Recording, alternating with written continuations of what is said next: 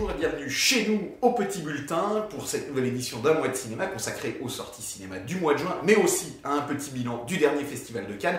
C'est d'ailleurs avec ça qu'on va commencer tout de suite.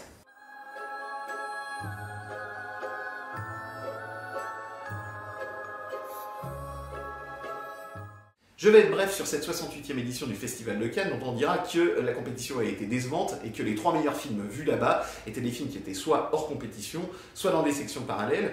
Je pense bien sûr au fabuleux 3 souvenirs de ma jeunesse d'Arnaud Desplechin, qui est toujours en salle et qu'on vous conseille ardemment d'aller voir, mais aussi à la fabuleuse romance porn en 3D de Gaspard Noé, Love, qui sera en salle le 15 juillet, et puis on y revient tout à l'heure, au dernier né des studios Pixar, Vice Versa. Ça, c'était les 3 meilleurs films.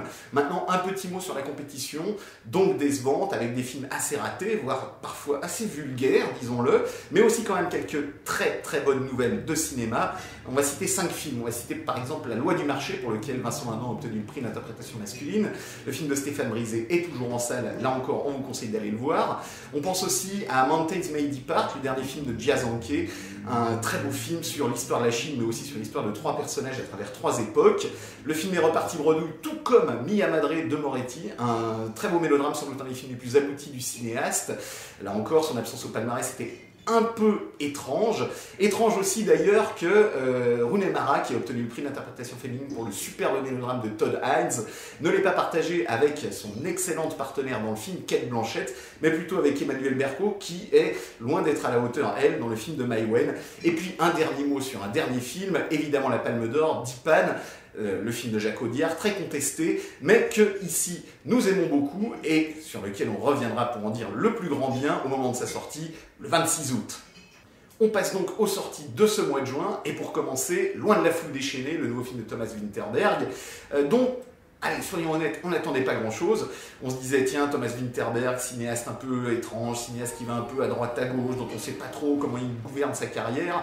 Qu'est-ce qu'il va aller faire avec cette adaptation anglaise du fameux livre de Thomas Hardy? Eh bien, bonne surprise, il s'est mis, on va dire, en retrait par rapport à son sujet, et il a surtout cherché à être fidèle au matériau romanesque formidable de Hardy, et il signe sans doute un de ses meilleurs films, en tout cas un film dont le classicisme sert parfaitement son histoire, une histoire d'amour évidemment très romantique, on n'est pas en Angleterre au 19e siècle pour rien, qui est là aussi très très bien servi par des acteurs, là encore, qu'on n'attendait pas forcément dans ce registre-là, en particulier Carey Mulligan, qu'on avait découvert dans Drive, et qui est absolument impeccable ici, dans ce rôle de femme qui se veut libre, qui en même temps est sans arrêt l'objet du désir des hommes, mais aussi Mathias Schoenaerts, qu'on avait vu très mauvais dans un autre film en costume le mois dernier, Les Jardins du Roi, et qui là est absolument parfait. Comme quoi, quand il y a un cinéaste qui a un tout petit peu de pragmatisme derrière la caméra, qui est absolument investi dans son projet et qui cherche non pas à se mettre en avant, mais à se mettre au service de son matériau, eh bien on peut obtenir un film certes classique, mais parfaitement réussi. Mais quelle surprise à la con! Michel, il y a tout le monde, il y a tous tes amis, il y a même Choupette et Félix. On parle souvent de la crise de la quarantaine, mais quid de la crise de la cinquantaine? Eh bien c'est ce qui arrive à Michel, qui est un peu lassé de son travail et de sa vie de couple, décide sur un coup de tête d'assouvir une lubie, faire du kayak, traverser un fleuve et rejoindre la mer. Bien entendu, n'ayant aucune notion en la matière, il n'ira pas très loin et il finira échoué dans une guinguette tenue par la très sexy Agnès Jaoui, mais aussi par une jeune fille en fleurs incarnée par Vima Laponce, la révélation du film, filmé un petit peu comme la plus belle femme du monde par Bruno Podalides. On y trouvera aussi 2 cadotiers un peu allumés, joués par Jean-Noël Broutet et Michel Villermoz. Bref, tout cela a de forts accents renoiriens, et on retrouve dans le film de Bruno Podalides la même liberté que dans les films de Jean Renoir, en particulier dans Une partie de campagne, cette espèce de sentiment de la liberté, mais on trouve aussi un humour un peu à la Tati, avec tout ce jeu sur le matos, comme dit Bruno Podalides dans le film, c'est-à-dire une espèce de technologie qu'il ne maîtrise pas du tout, mais en même temps dont il raffole. Et puis, il y a bien sûr cet appel permanent vers la vie, vers la liberté, vers l'évasion, qui en même temps, comme d'habitude chez Bruno Podalides, se teinte toujours à la fin d'une pointe de mélancolie, comme un avion, superbe film. On parlait tout à l'heure des films qui ont dominé le Festival de Cannes, et s'il y en a bien qui l'a dominé de la tête et des épaules, c'est le dernier né des studios Pixar, Vice Versa, de Pete Docter. Vous êtes-vous déjà demandé ce qui pouvait se passer dans la tête de quelqu'un? Vous avez vu ce que j'ai vu? Absolument, oui. Il y a un truc qui cloche. Il faut analyser ça de plus près. Mais on a besoin de renfort. Envoyez un signal au mari.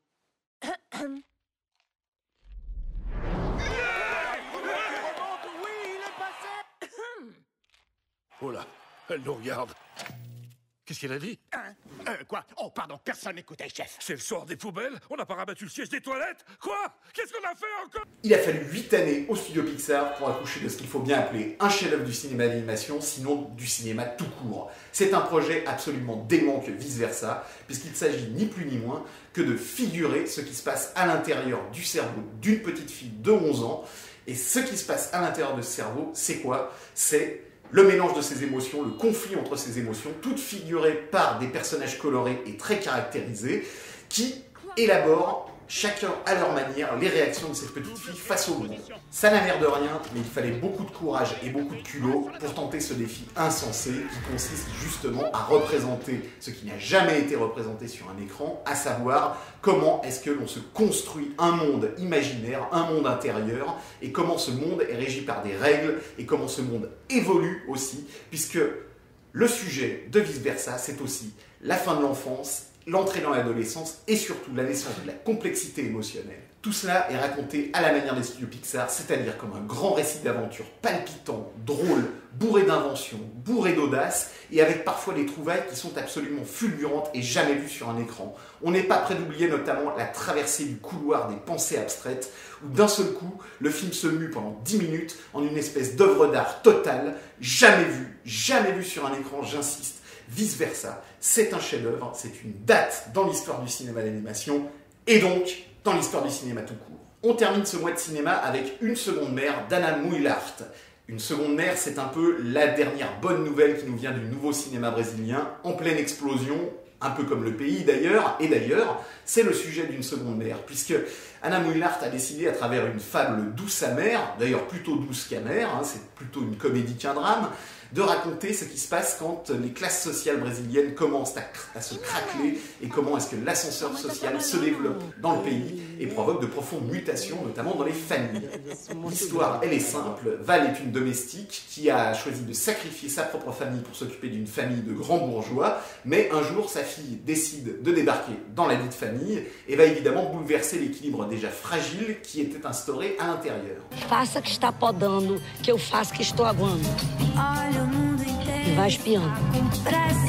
Filha de empregada sentar na mesa dos patrões. Eles não são meus patrões, não, Val. Vem cá, Val, tu não vai me chamar de mãe, não?